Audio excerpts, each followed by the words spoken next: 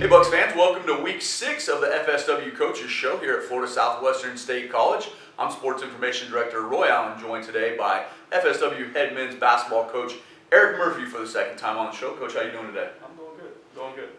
About 1 month now into your fall practices, Coach, what are some things that you've liked from your squad so far, and what are some things that you would like to see a little bit of improvement on in the next month?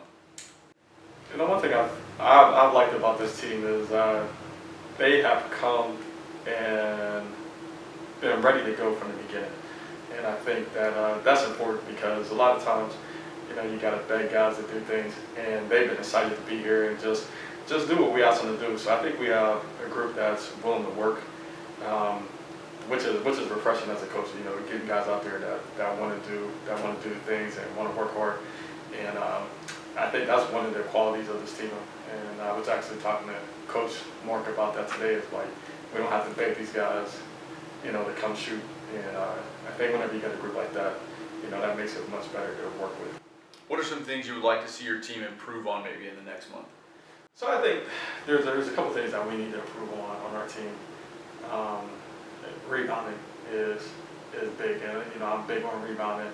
You know, we just don't rebound the ball like I would like, and I know that we don't play again until January, but still the instincts of going after it and chasing it are not there like they should be.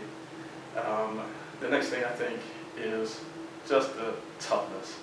You know, I don't see us playing with the toughness and the competitiveness that we need right now to be able to compete. And like I said, we're not playing for a while, but you know, you can see the instincts that are already instilled in players, and we just don't have them on a day-to-day basis right now. And then the last thing I think that we need to improve on is just sharing the ball and not trying to do too much. You know, we still have guys trying to do a little bit too much, you know, from what I see, a little bit out of character. And I think we just have to get better at that, and that takes time. And also when you play games or you play scrimmages, you know, those things start to get more defined whenever you're playing against somebody else, and you don't feel like you have to prove things. And I think, you know, we're going to just keep working out all three things, but those are the things that I would like to see us improve on. And I think whenever we go ahead and play in scrimmages and get a little bit closer to the season, we'll be able to define it a little bit better. And certainly you would think that the toughness factor and rebounding are probably two things that go hand in hand with each other. You know, some of our better rebounders that we've had in the program have had both of those two things at the same time. Yes. Yeah. Which areas and or players have you seen make the biggest jump so far in this first month of fall practice for your club? Obviously this year you didn't have the summer workouts for guys to be able to make that leap early on before school started. Who or what areas have you seen your team improve the most in so far this fall? I think Cameron Stitt comes to my mind when you first asked the question. You know, he's improved a lot from the time he came in August till now. You know, he's improved a lot. We always knew that he had a lot of talent, you know, having Division I offers coming in. But it was always a question of, you know, this guy's really talented, but, you know, why is he not putting together, you know, a full game, or why is he not playing tough enough? Why is he not playing harder? And I think that that's something that he's really worked on, and something that he's really improved on, and his game is starting to show up more every day in practice. The next guy I think is Kahari Rogers. Comes out to mind.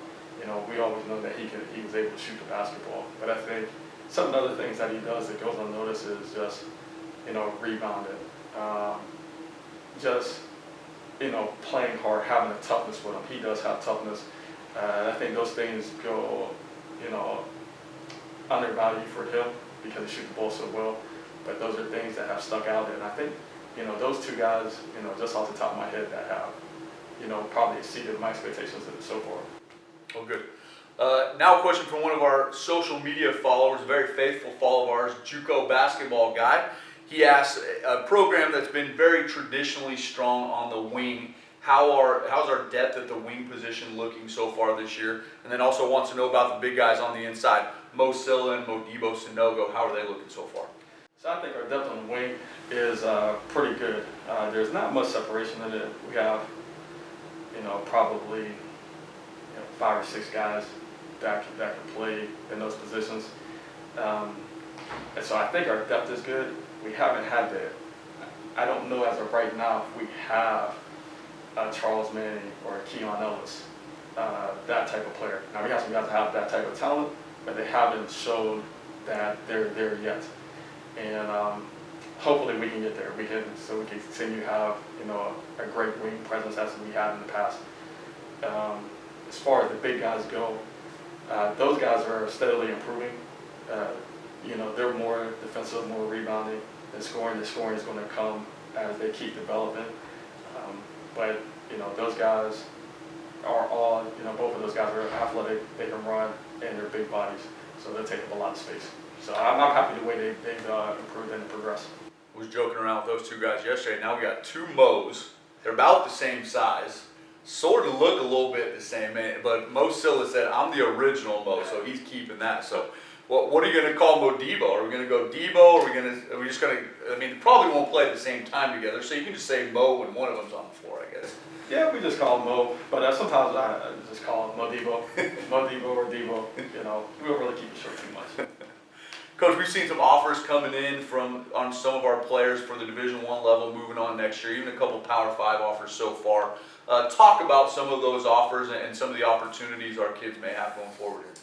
So Terry Robertson has been getting probably the most attention, most offers, and I don't know how many he has, but he's getting it right around the mid-major level, which is a great level. And we try to tell the guys to go to the best fit for you, where you can have a good 2-year career. And a lot of it is off of what he did last year, but we also have sent film out of our scrimmages, and people are liking how the improvement has gone, from last year to this year. And we have always told Division I coaches that he was a much better player than his stats showed last year. Anybody that's watched practice last year could definitely see that he could have did more for his team last year, but his role didn't let him do that, because we had other players that can do other things. So he just had to play his role, and this year he's more coming into his own. So I think people will be able to see that more, and it's also showed in our scrimmages that we've had. Cario Kendall, who is probably our most talented guy on our team, who has the Power 5 offers. He was a former top 100 guy coming out of high school. So guys know him from the AAU circuit, from high school circuit. And with him, he's got all the talent to be there. It's just now getting him to play at a consistent level, night in and night out. And that's what we're trying to work with him. And we have to remember, he hasn't played basketball in over a year and a half. Yeah, a year and a half now. So he didn't play in high school his senior year, and he came here and enrolled in January. Right. So he hasn't played in a long time. So, he's still working his way, trying to find out how he can be more consistent. And I think once he figures out how he can be more consistent, he'll be able to show that he can play at that level. Because he has had days where you're like, oh, he's as talented as his ranking. That's the guy we recruited there. Yeah, he's as talented as everything that everybody thinks about him and his ranking, and which was rightfully deserved. And then obviously Mo Silla, getting the offer from Arizona State, with him, big guys, he's a big guy, and what I tell the Division I recruiters about him is he can move, he can run, he can jump, and you can't teach 6'11", 240. Right. Can't teach that. And what all the guys they want to see at that level is, how does he rebound and how does he defend the rim? And that's something that he does really well. Right. And his offensive game will come, and big guys develop later. And so nobody's really concerned about that. He just has to play with a motor, and just has to play defense, and just has to rebound the ball. You hit on a couple points here, Coach. Speaking of numbers at our level, especially in our program, we've talked about this at length many of times, but the way that our program has been set up for these first 5 years really isn't for one individual player to stand out numbers-wise. Now, we've had some guys put up amazing numbers in the years here, but typically, especially for freshmen and newcomers, they've got to play behind a couple of pretty good players before they get that chance. Charles Manning was a prime example.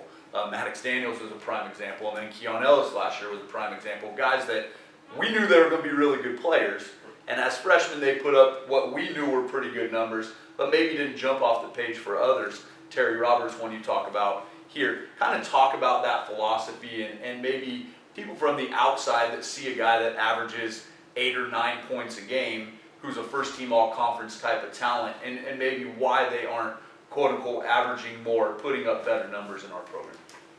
I speak on all three, and they've all had to kind of wait their turn.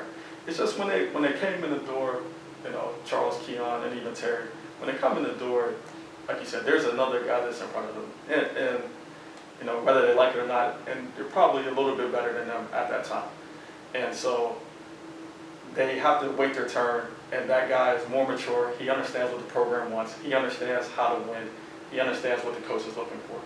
And so that guy has to take time to get all those things, to mature as a basketball player, to learn all those things about what it takes to be a junior college player, what it takes to be here.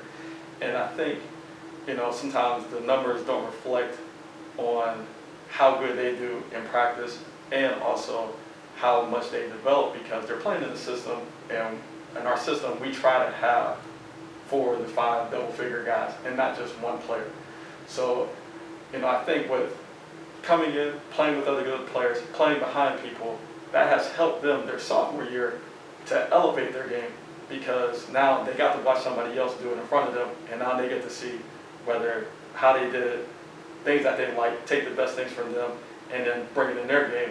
And I think that's why their sophomore years, they have had, really good years. And it's been that way, even before Charles with Tyler Cheese and with Tremel and with, Tank Hindu, with all those guys. It just takes 1 year for them to realize what they have to do, how they have to play, how they develop, and then they go ahead and show it their sophomore year. I almost compare it to an NFL situation where you draft that highly touted rookie quarterback, but really we want him to sit for a year before he gets out on the field. So like you said, he learns how to win, he learns how to make play calls at the line of scrimmage, and same thing with these guys, where they get to learn that stuff while still playing at a very high level for a winning program. So, coach, a lot of players at the 4-year level. You can give us the number. I think you probably have it at the top of your head. How many guys we'll have playing at the Division I level this year?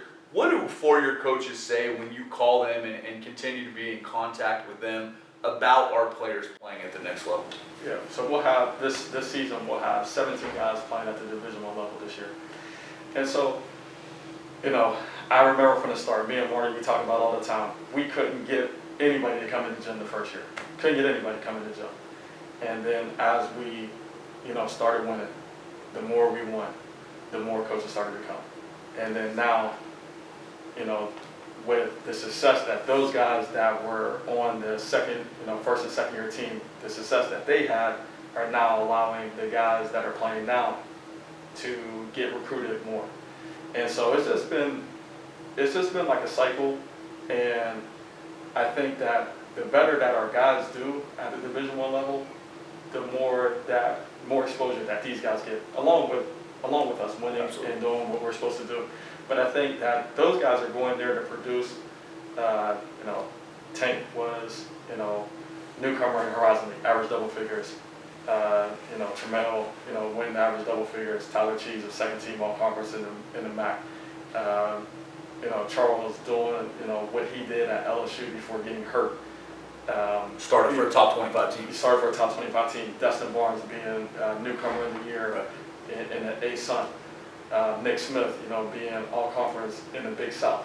And I think all those things go in, factor in. And then I think Division I coaches, they're starting to see like, hey, they have some players and their guys are producing at the next level. Maybe we need to go down there and take a look at what they're doing and try to recruit some of their guys. And you've told me before, I had a conversation with those coaches, that they talk about how ready our guys are to play and contribute, like you said, at that level as soon as they get there, maybe a little bit differently than some other players that are coming as newcomers into the program.